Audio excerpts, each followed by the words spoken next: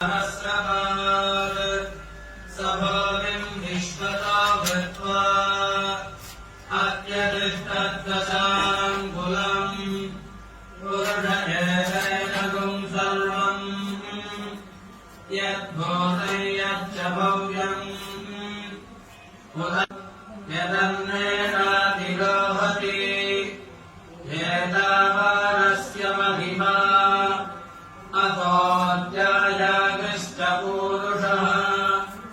पादोऽस्य विश्वभूतानि त्रिपादस्यामृतम् दिवि ततो विश्वम् यत्रामते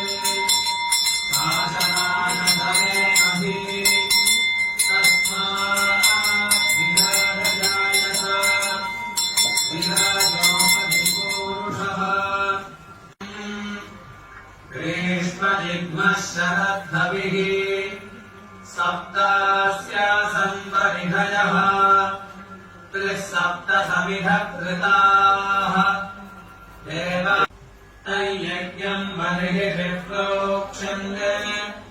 पुरुषम् जातमग्रतः तेन देवा अयजन्त